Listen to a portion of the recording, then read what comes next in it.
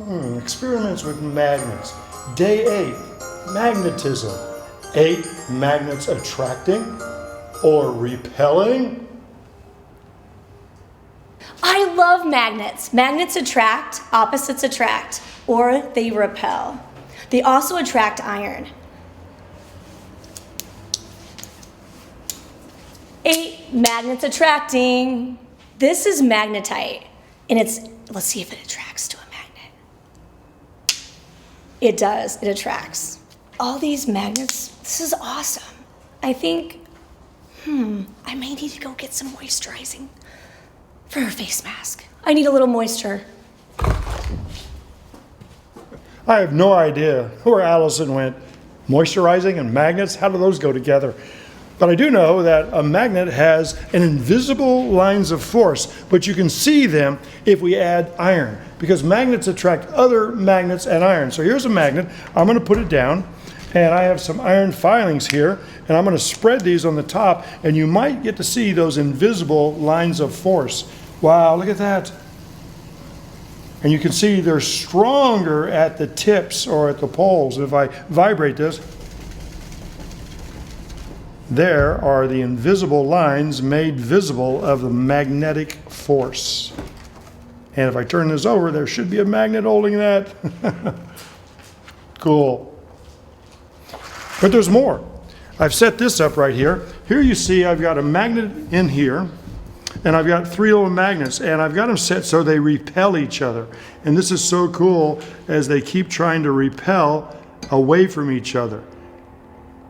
Electromagnetic force, repelling. What would happen if I turn this magnet over? Now they are opposites and they attract. That's so cool. The Earth is a giant magnet, and because of magnets, we can make compasses. And compasses are kind of cool because they help you navigate in the dark or when you can't see the land. One of my favorite projects that I've done with a lot of students is the floating ping pong ball. So what you see here is a ping pong ball that's floating. Well, actually, I have a nail sticking through there, but there's a gap. See that gap right there? There must be some invisible lines of force. Let's try some things here. What's going to happen? Make a prediction. I put plastic between here. Plastic. Whoa, it's still there. Maybe thick plastic. Still there. Piece of glass. It's going through the glass. Here I have a piece of wood. Not attracted by wood, not affected. Here's some aluminum, thick aluminum. It's a metal. How is this happening? You know, here's a piece of brass. Even some copper, another metal. In fact, these metals don't seem to be doing anything. The last metal I have is a piece of lead. Protects Superman from kryptonite.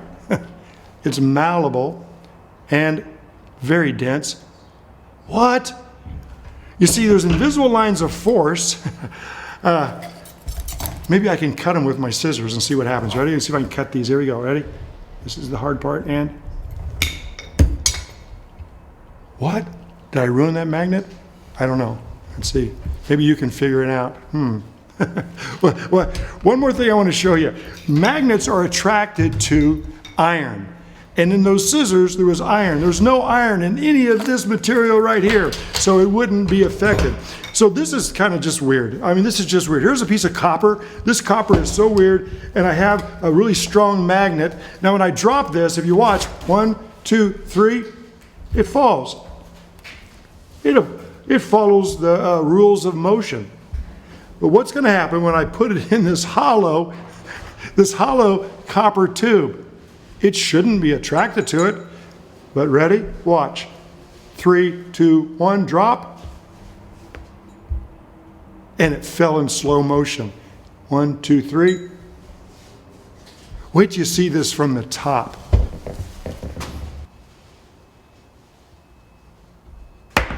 That's amazing. Those are called eddy currents. When you have a strong magnet, it induces a special current and slows it down. I wonder where Allison is. Oh, hey, I just couldn't stop thinking about magnets, so much so that I have here a mud magnetic mask. Wow, Science is awesome and glamorous. Let me demonstrate. Watch this. This is a magnet. And I'm going to pull out the iron.